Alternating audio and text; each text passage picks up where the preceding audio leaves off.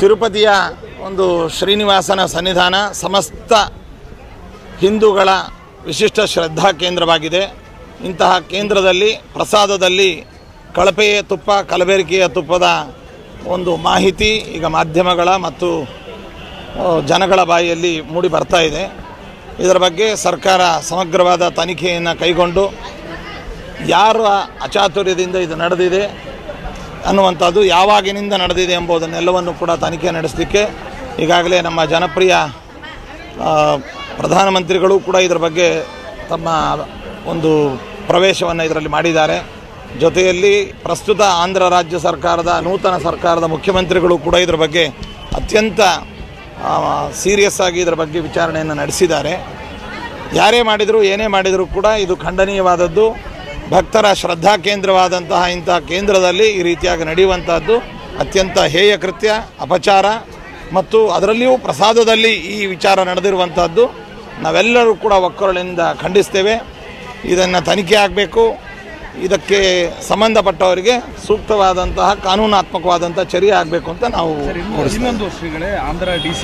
ಈ ಸಲಹೆ ಹಿನ್ನೆಲೆಯಲ್ಲಿ ನಾವು ಹೇಳೋದಾದರೆ, ಸ್ವಾತಂತ್ರ್ಯದ ಪೂರ್ವದಲ್ಲಿ ಆಯಾ ಊರಿನ ದೇವಸ್ಥಾನಗಳು, ಮಠಮಾನ್ಯಗಳು ಇದು ಆಯಾ ಶಿಷ್ಯರು, ಭಕ್ತರ ಮತ್ತು ಆ ಸಮುದಾಯದ ಮುಖಂಡರ ನೇತೃತ್ವದಲ್ಲಿ ಇದರ ನಿರ್ವಹಣೆ ಮತ್ತು ವ್ಯವಸ್ಥೆಗಳು ನಡೀತಾ ಇತ್ತು.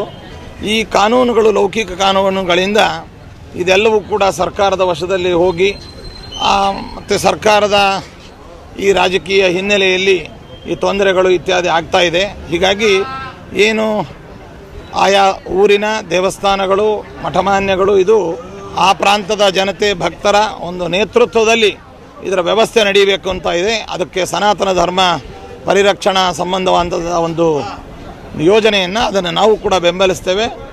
ಅದಕ್ಕೆ ತನ್ಮೂಲಕವಾಗಿ ಎಲ್ಲಿಯೋ ಇದ್ದವರು ನಮ್ಮ ಊರಿನ ದೇವಸ್ಥಾನದ ಆಗುಹೋಗುಗಳ ಬಗ್ಗೆ ಅಥವಾ ನಮ್ಮ ಊರಿನ ದೇವಸ್ಥಾನದ ಸಂಪ್ರದಾಯಗಳ ಬಗ್ಗೆ, ಆಚಾರ ಪದ್ಧತಿಗಳ ಬಗ್ಗೆ ಬೇರೆಯವರು ಯಾರೋ ಬಂದು ಹೇಳೋದಲ್ಲ.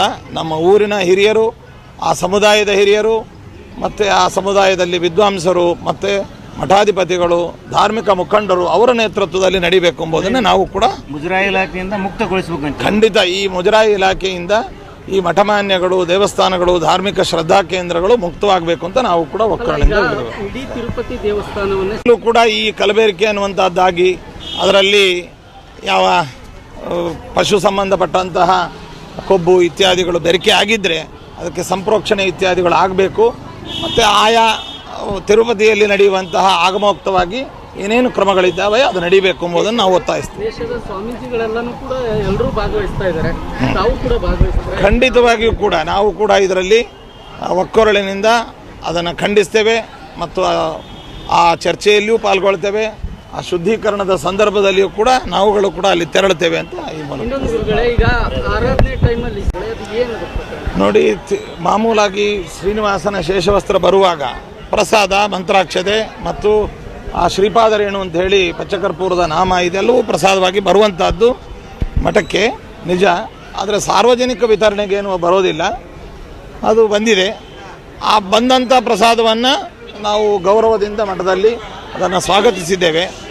ಆದರೆ ಅದರಲ್ಲಿ ಯಾವ್ಯಾವ ದೇವಸ್ಥಾನಗಳ ಪ್ರಸಾದ ಬರುತ್ತೆ, ಅದರಲ್ಲಿ ಏನಿದೆ, ಏನು ಸಮಾಚಾರ ಎಂಬುದನ್ನು ನೋಡಿ ಪರೀಕ್ಷಿಸಿ ಯಾವುದೇ ಭಕ್ತರು ತಗೊಳ್ಳೋಕ್ಕಾಗೋದಿಲ್ಲ. ಅದರಿಂದ ಕೊಡುವವರು, ತರುವವರು ಮತ್ತು ಅದಕ್ಕೆ ಬೇಕಾದಂತಹ ಪದಾರ್ಥಗಳನ್ನು ಖರೀದಿಸುವವರು ಅದು ಆ ಕಾನೂನಾತ್ಮಕವಾಗಿ ಮತ್ತು ಅದರ ಗುಣಮಟ್ಟಗಳು, ಅದರಲ್ಲಿ ಬೆಳಕೆ ಆಗಿರ್ತಕ್ಕಂಥ ವಸ್ತುಗಳ ಬಗ್ಗೆ ಅವರು ಪರಿಶೀಲಿಸಬೇಕು.